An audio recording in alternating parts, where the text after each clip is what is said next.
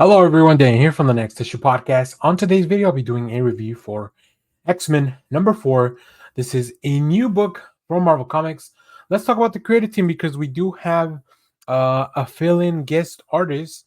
This is writer Jed MacKay with pencils by Netho Diaz, inks by Sean Parsons, colors by Marte, Gracia, letters by Clayton Cowles, and of course still a cover by Ryan Stegman, JP Mayer, and Marte Gracia. If you're not caught up with this book, let me do a quick rundown of the team that's featured for the most part in this book.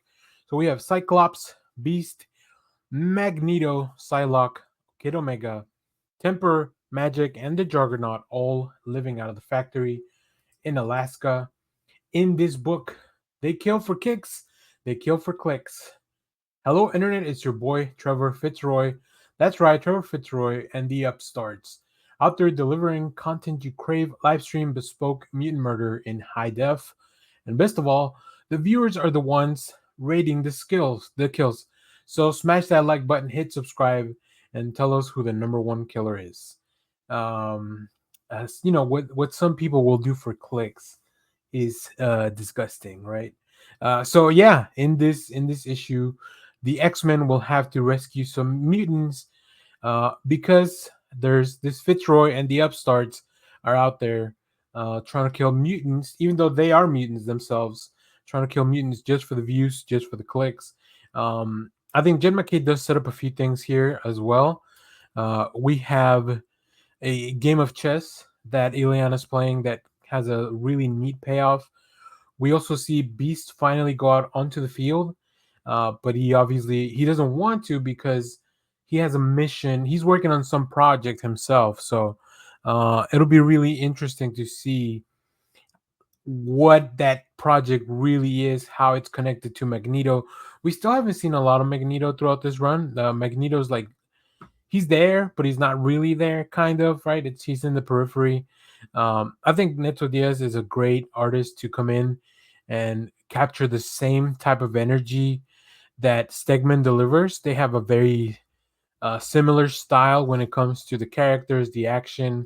So yeah, it really blends in very well. If you had not told me this was in Stegman, it would have taken me a while to figure out just by looking at some of the sequences here. So Neto Diaz also worked with Stegman on some of his other books, specifically, from his KLC press era. So I can see how they would bring him into this. So let's take a look at some of the preview art since we are talking about Neto Diaz and the art team. As I mentioned here, we see Ileana at the factory, really just playing a game of chess over the phone with someone.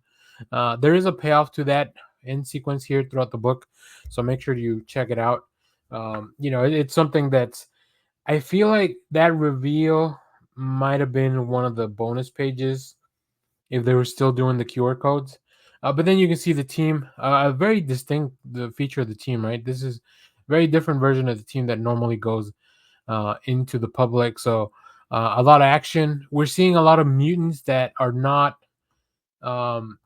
They're discovering their mutants in their adulthood, and that's kind of a problem. That's different.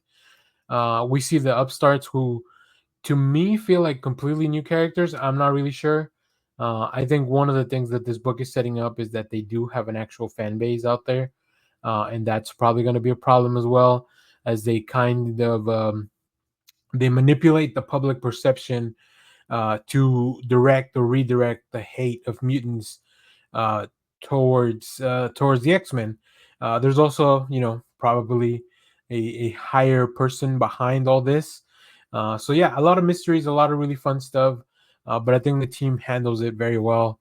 I picked up the main cover, the Ryan Stegman cover, which makes sense if you see it here. It's like it's the Juggernaut, but it's like it's framed within an iPad, right? So yeah, that's really cool. There's some other really nice variants. You'll see some at the end of the video. It's always fun to kind of check this out. I do redeem my code, so like I always like to compare the look of an artist because sometimes when they print stuff on paper is not as colorful as some of the digital. When they put it digitally on the app. So yeah, it's always interesting. I don't know whether they're doing Godzilla variants as well. I haven't seen any at my shop. maybe they'll sell out pretty quickly. But yeah, it'll be interesting to see if Godzilla ever does something here. I think another thing that is really fun that I'll mention, and I tweeted about this, if you go all the way back to the letter page where they have all the email, the X-mail page, you may see Daniel M from Dallas, which is me. I sent in an email after I read X-Men #1, and it got printed in X-Men #4. So yeah, send in your thoughts. You'll never know.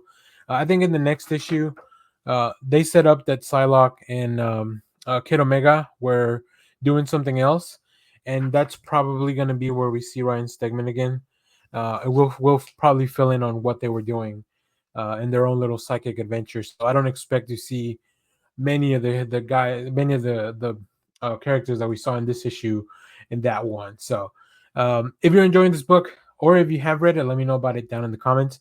As always, thank you for watching, everyone. Remember to share, like, subscribe, hit the bell so you know when we go live. That is most Saturdays, 10 a.m. Central Standard Time. And stay tuned because we have more comic reviews, trailer reactions, TV recaps, all that fun stuff in the channel. Thanks for watching, everyone. Bye-bye.